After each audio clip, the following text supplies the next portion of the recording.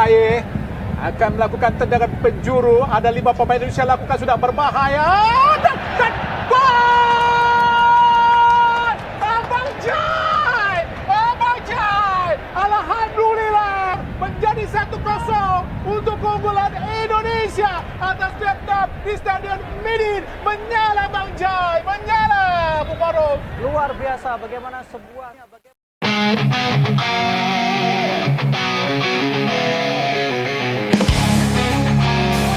Melihat perkembangan timnas Indonesia yang semakin pesat, hati para pendukung pun membuncah dengan kebanggaan. Setiap kemenangan, setiap strategi yang dieksekusi dengan presisi, menjadi bukti bahwa Garuda telah bangkit dan siap terbang lebih tinggi. Namun, di sisi lain, bagi para rival, ini bukan sekadar perkembangan biasa. Ini adalah ancaman yang tak bisa mereka abaikan. Dan di antara mereka, ada satu kekuatan besar yang tampaknya paling terusik, yaitu Cina. Mereka seakan tak henti-hentinya mencari celah, mencari strategi yang bisa menghentikan laju pasukan Garuda, yang kini makin berani menantang raksasa Asia. Kejutan demi kejutan yang disiapkan oleh Indonesia membuat mereka semakin waspada, takut akan gebrakan yang bisa mengguncang dominasi mereka. Bagaimana tidak, dalam hitungan hari, PSSI terus menghadirkan pemain-pemain baru, memperkuat barisan dengan darah segar dan semangat juang yang tak tertandingi. Banyak yang terkejut melihat betapa cepatnya Indonesia menemukan dan merekrut pemain keturunan. Seakan memiliki mata elang yang mampu menatap jauh ke penjuru dunia demi menemukan prajurit terbaiknya. Tak hanya itu, pemandangan di Stadion Utama Gelora Bung Karno saat laga melawan Bahrain menjadi bukti nyata betapa Indonesia kini telah menjelma menjadi kekuatan yang harus diperhitungkan. Atmosfer neraka yang diciptakan ribuan supporter membuat lawan ketar-ketir. Dan kini, Cina pun merasakan kecemasan yang sama. Mereka tahu, ketika hari pertandingan tiba, jumlah pendukung Indonesia akan membeludak, menjadikan setiap teriakan, setiap nyanyian sebagai senjata psikologis yang menggetarkan lawan. Semakin tinggi rasa percaya diri para pendukung, semakin berapi-api semangat para pemain. Dan ketika Garuda telah mengepakkan sayapnya dengan penuh keyakinan, siapa yang bisa menghentikannya? Juara dunia pun tergetar. Langkah kita satu tak terbendung, sorak-sorai menggema di setiap sudut ruang. Bendera berkibar, langit jadi. Timnas Cina bertekad mengembalikan kejayaan mereka, melakukan apapun demi kembali mencicipi panggung Piala Dunia yang terakhir mereka raih lebih dari 2 dekade silam. Pada ke-2002, dengan ambisi membara, Federasi Sepak Bola Cina C telah menyiapkan strategi licin, merancang taktik dari segala aspek baik teknis maupun non-teknis, demi satu tujuan yang sudah lama menjadi obsesi mereka, kembali ke pentas dunia. Mereka sadar, grup C bukanlah medan pertempuran biasa. Ini adalah zona penuh duri, tempat hanya yang terkuat yang akan bertahan. Maka, mereka tak segan mengerahkan segala cara untuk mengamankan posisi. Salah satu langkah besar yang mereka ambil adalah menggelar pemusatan latihan jangka panjang. Sejak Januari, para pemain dikumpulkan, dipersiapkan dengan disiplin ketat, dipoles untuk menjadi prajurit yang siap bertarung di medan laga. Namun, latihan saja tak cukup. Mereka butuh darah baru, kekuatan tambahan yang bisa mengubah nasib. Maka, jalan naturalisasi pun ditempuh. Mirip dengan langkah yang dilakukan Indonesia, mereka segera berburu talenta asing yang bisa memperkuat skuad mereka. Laporan dari Sohu mengungkapkan bahwa 4 pemain telah dipersiapkan untuk memperkuat tim di laga-laga krusial. Serginho, Rian Raposo, Oscar Marito, dan Christopher Cheng. Kepercayaan diri pun membuncah di media Cina. Sohu bahkan dengan lantang mengejek lawan-lawan mereka di grup C. Indonesia, Bahrain, dan Arab Saudi meyakini bahwa 2 dari 3 tim tersebut akan tersingkir dari kualifikasi Piala Dunia ke-2026. Mereka menulis dengan nada penuh arogansi bahwa dengan hadirnya 4 pemain naturalisasi, timnas Cina akan menjadi ancaman yang tak bisa dibendung, memaksa Indonesia dan Arab Saudi untuk angkat koper lebih awal. Namun, kenyataan di lapangan berkata lain. Alih-alih mengukir kemenangan besar, Cina justru harus menelan pil pahit dalam 2 laga di bulan Maret 2025. Harapan yang mereka bangun dengan penuh kepercayaan diri hancur berkeping-keping setelah mengalami kekalahan menyakitkan dari Arab Saudi dan Australia. Kini, skenario yang mereka ejek justru berbalik menghantam mereka sendiri. Cina bukanlah raksasa yang ditakuti, melainkan tim yang terjebak di dasar klasemen, terombang-ambing tanpa arah. Bahrain, yang sempat mereka remehkan, kini berdiri sejajar dengan mereka di papan bawah. Masing-masing hanya mampu mengoleksi 6 poin. Ironi pun terjadi. Tim yang sempat mencibir lawan-lawannya, kini justru harus menghadapi kenyataan pahit, bukan Indonesia atau Arab Saudi yang harus angkat koper lebih awal, melainkan mereka sendiri yang harus menghadapi bayangan kegagalan.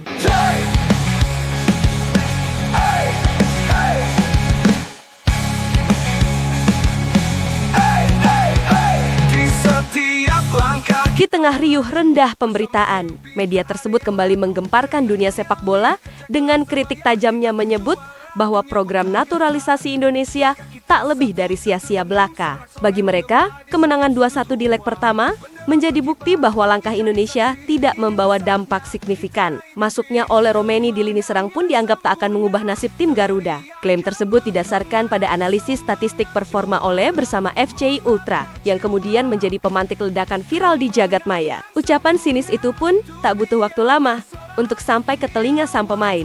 Namun, dengan ketenangan seorang pejuang sejati, Ole menghadapi segala celaan dengan sikap santai. Karena bagi seorang atlet, sorotan dan kritik adalah bagian tak terpisahkan dari perjalanan. Meski belum begitu memahami peta kekuatan sepak bola Asia, Ole tahu satu hal, bahwa kejayaan tak hanya ditentukan oleh kata-kata, tetapi oleh aksi nyata di lapangan. Dan jika ditelaah lebih dalam, dominasi Cina di kancah sepak bola Asia sejatinya masih tertinggal jauh di belakang raksasa seperti Jepang, Korea Selatan, Australia, dan Iran. Namun, Ole Romani bukanlah pria yang banyak berbicara. Ia lebih memilih membungkam kritik dengan aksi. 2 gol dalam 2 pertandingan bersamanya di Timnas Indonesia bukan sekadar angka, itu adalah pernyataan, itu adalah jawaban. Dan kini, di mata para supporter, dia bukan sekadar pemain, melainkan simbol harapan baru. Ketenangan itu kini berubah menjadi ancaman nyata bagi Cina. Mereka yang dulu meremehkan, kini mulai cemas. Mereka yang sempat mencibir, kini mulai melihat bayangan ketakutan. Ole Romani telah menjadi badai yang siap menerjang, dan gelombang besar telah datang menghantam mereka yang tak siap menghadapi kenyataan. Ia akan menggema semangat juara, membakar jiwa, kemenangan sempurna. Kemenangan gemilang atas Bahrain di Stadion Utama Gelora Bung Karno bukan sekadar 3 poin bagi Indonesia. Itu adalah titik balik. Itu adalah suntikan kepercayaan diri yang kini mengalir deras dalam nadi setiap pemain Garuda. Dan kini, mereka bersiap menghadapi tantangan berikutnya dengan kejutan yang tak pernah terbayangkan oleh Cina. Sang kapten, El Capitano Jess, tak tinggal diam. Dengan penuh keyakinan, ia mengirimkan pesan tajam ke kubu lawan, meminta Cina untuk mengurus kekacauan dalam timnya sendiri, ketimbang terus mengusik Indonesia. Sebuah sindiran yang menusuk, tetapi juga peringatan keras. Sebab jika Cina terus bermain dengan provokasi, maka jangan salahkan Indonesia jika mereka akan melancarkan gebrakan yang mengguncang seluruh Asia. Dan tampaknya, tekanan ini mulai terasa di kubu Cina. Seperti dilansir dari 163.com, media mereka mengungkapkan kegelisahan yang semakin membara. Mereka merasa diabaikan, tak dianggap sebagai ancaman nyata. Bukannya menjadi pusat perhatian, tim-tim unggulan di grup C justru lebih sibuk memperbincangkan kekuatan Indonesia, tim dengan peringkat terendah, tetapi memiliki kedalaman skuad yang menakutkan. Mayoritas pemain Garuda kini berkarier di Eropa, membawa pengalaman dan mentalitas berbeda yang tak bisa diremehkan. Hal inilah yang membuat Cina berupaya keras menggoyahkan mental lawan sebelum pertandingan dimulai. Mereka ingin menciptakan tekanan, menyebar keraguan, menanamkan ketakutan. Tapi yang mereka lupakan adalah satu hal, Indonesia tak lagi sama. Ini bukan tim yang mudah dipermainkan. Ini adalah Garuda yang siap terbang tinggi, membawa badai besar yang tak hanya menggemparkan Cina, tapi juga seluruh benua. Dan saat waktu itu tiba, hanya satu pertanyaan yang tersisa. Apakah China siap menghadapi kenyataan?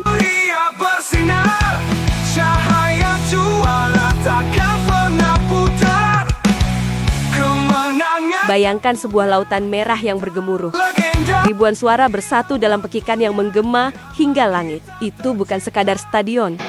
Itu adalah medan pertempuran. Itu adalah Gelora Bung Karno. Setiap kali nama GBK disebut, bulu kuduk meremang. Bukan hanya bagi mereka yang pernah merasakan panasnya atmosfer di sana, tetapi juga bagi lawan-lawan yang akan datang. China kini merasakan ketakutan yang sama. Mereka tahu bahwa puluhan ribu pendukung Garuda bukan hanya sekadar penonton, mereka adalah kekuatan yang menggetarkan, gelombang yang bisa menenggelamkan harapan tim tamu. Lihat saja bagaimana Arab Saudi dan Bahrain yang datang dengan kepala tegak, tetapi akhirnya luluh di bawah tekanan luar biasa yang diciptakan fans Indonesia. Sorakan, Nyanyian dan teriakan yang membahana di setiap sudut stadion berubah menjadi tembok tak kasat mata yang mengintimidasi siapapun yang melangkah ke atas rumput hijau GBK. Dan kini, Cina harus menghadapi kenyataan itu. Mereka tahu, di balik setiap koreografi megah yang disajikan supporter Indonesia, ada pesan yang jelas. Ini adalah tanah kami, dan kalian tak akan bisa keluar tanpa luka. Banyak yang berkata, atmosfer GBK adalah neraka bagi tim lawan. Tapi bagi Indonesia, itu adalah rumah. Dan di rumah mereka sendiri, Garuda tak akan membiarkan siapapun datang dengan mudah. Cina sudah merasa gentar, bahkan sebelum pertandingan dimulai. Tapi yang lebih mengerikan, ini baru awal. Kerasa bayar kita tim juara, dunia pun tergetar.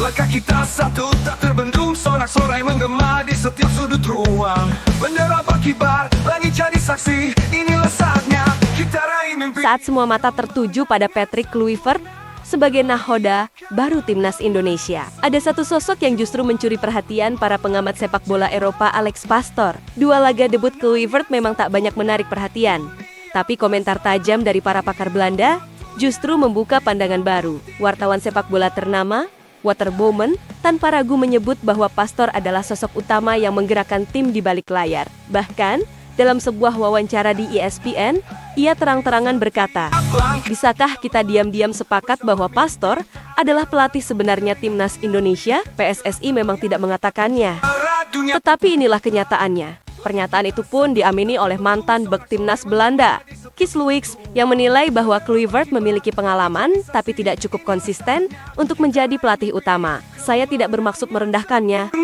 tetapi saya melihatnya lebih cocok sebagai asisten. Sedangkan Pastoor dan Lanzat adalah orang-orang yang melakukan pekerjaan berat dalam pelatihan sebenarnya," ujar Luiks. Jika benar demikian, maka publik bisa saja mulai mempertanyakan siapa yang sebenarnya memegang kendali di timnas Indonesia. Apakah PSSI memang sedang memainkan strategi terselubung dengan memasang Pastoor sebagai otak taktik di balik Kluivert? Satu hal yang pasti, dengan tangan dinginnya, Pastoor mulai menunjukkan dampak signifikan di skuad Garuda. Dan jika semua ini terbukti benar, maka Indonesia baru saja menemukan kartu as mereka di dalam tim pelatih seorang jenius yang bekerja dalam bayang-bayang. Kemenangan sempurna,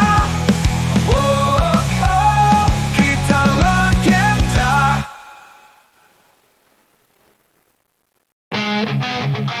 Kemenangan atas Bahrain bukan sekadar 3 poin bagi timnas Indonesia ini adalah sinyal kebangkitan. Dengan kepercayaan diri yang semakin meningkat, Garuda kini bersiap menghadirkan kejutan besar pada bulan Juni nanti. Salah satu gebrakan yang sudah disiapkan adalah penambahan pemain sayap baru yang diyakini akan memperkuat daya serang tim. Pemain ini diproyeksikan untuk menjadi pendukung utama bagi striker House Goal, Rafael Struijk, yang semakin tajam di lini depan. Dengan strategi baru dan kehadiran pemain-pemain potensial, timnas Indonesia tampaknya tak main-main dalam mempersiapkan diri menghadapi tantangan selanjutnya. Akankah ini menjadi momentum bagi Garuda untuk terbang lebih tinggi di kancah internasional? Kita tunggu kejutan besar yang akan terjadi. Bersorak, inilah waktu